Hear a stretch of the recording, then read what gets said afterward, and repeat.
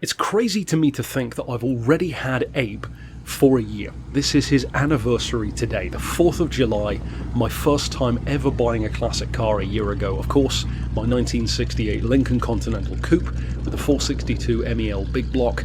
We're not going to get super technical in this video in terms of a review because I've already reviewed it, and this is more of like a long-term reminiscing update, like a vlog or a journal, if you will.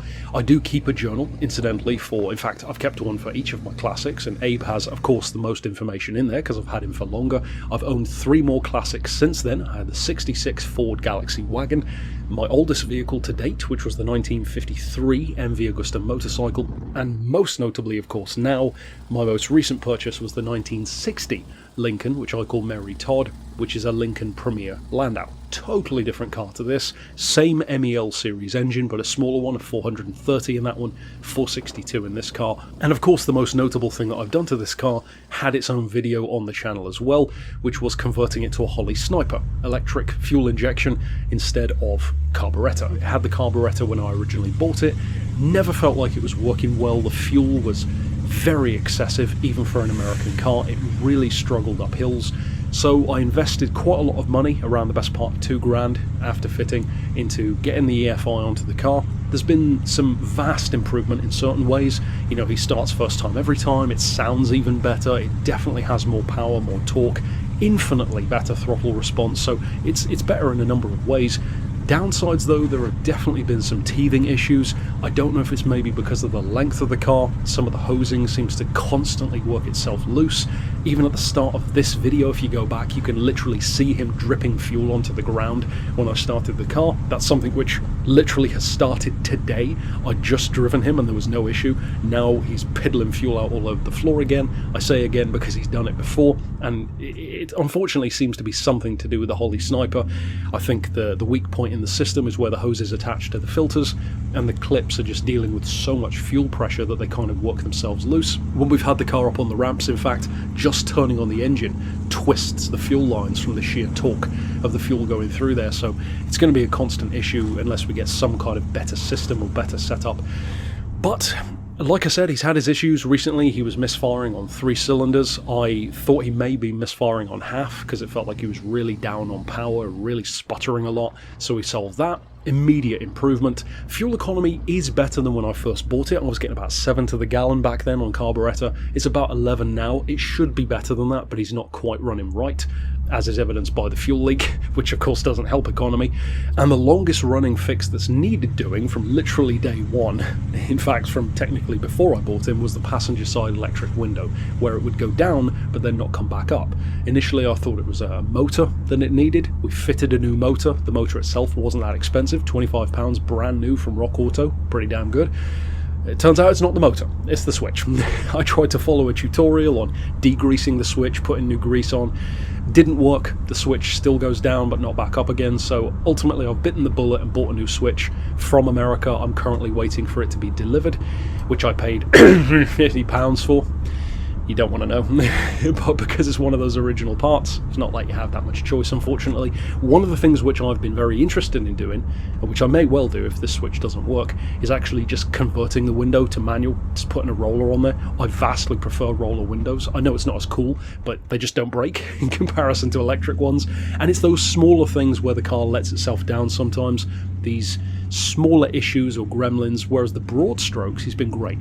He's solid, his lines are clean, there's no sagging on the bodywork, no significant rust apart from the visual stuff that you can see, very small things. The chassis is great, brakes are phenomenal, even the tyres are lasting really well, and with the power that he's putting down, in excess of 350 horses, more torque than a Dodge Viper, about 500 foot-pounds, it's a beast of an engine. And I use them as my daily. Between this and Mary Todd, those are the only 2 cars I currently run, so I use both of these as my daily drivers.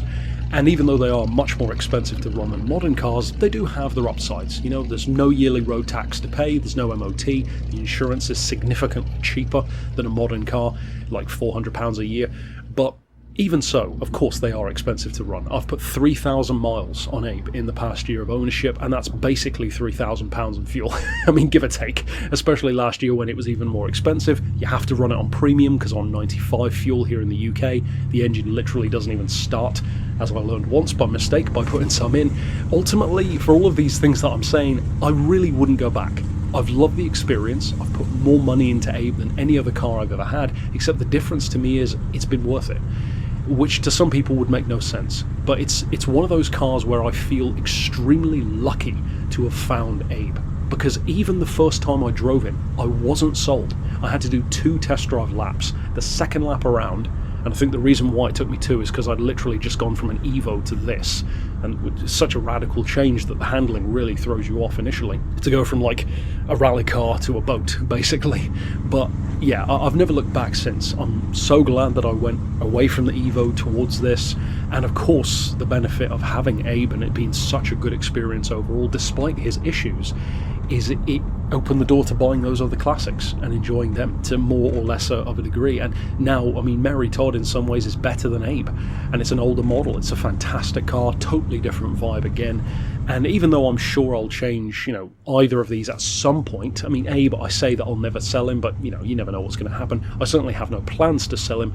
If I were to sell one of the two, it would be the white one, which I also have no plans to sell anytime soon. But yeah, it's a shame that I don't have more space, because I'd love to just get another car instead, but 2 really is my limit. And aside from that, a motorbike is just about all I can fit, so maybe down the line I'll get another one of those. I am thinking of getting something like a Honda DN01 at some point, because I am lazy and I like my autos. But yeah, it's just a brief check-in really to recap the year. A lot of money spent, but a lot, and I mean a lot, of happy faces. A lot of really excited passengers, a lot of fantastic car shows and car meets. I mean, I don't even know how many car shows and meets I've been to in the last year. I love taking Abe and all Mary Todd to the Haynes meet, the Haynes Breakfast Club, first Sunday of every month. Of course, the Haynes Museum. I love going to stuff like the Marsh Mills meet in Plymouth. There's another one of those coming up soon, this month in fact, so if you live in that part of the UK, there's a pretty damn good chance that you'll probably see me there. Fuel leak pending, either this one or the other car.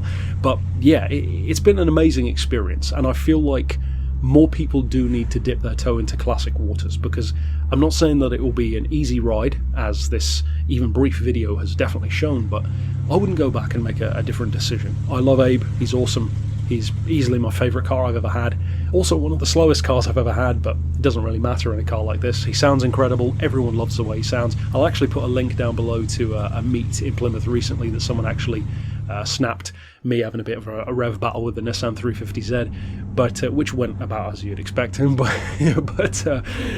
yeah, it's been a great year. I'm looking forward to the next one. If I had the money to instantly just get the car completely fixed in every way, of course I would, but it's not that simple, and it's certainly not that affordable to do that with a car as specialised as this here in the UK. In the States it'd be easy, but over here there's so many things that are more difficult to find, and people who just aren't used to working on a car like this. So yeah, that's it overall for the update, the first anniversary of Abe. Happy anniversary, buddy, and I'm looking forward to taking you to more shows, meeting more people who love him, and certainly making a whole lot more noise. But I'll see you next time with more, and for now, as always, thanks for watching.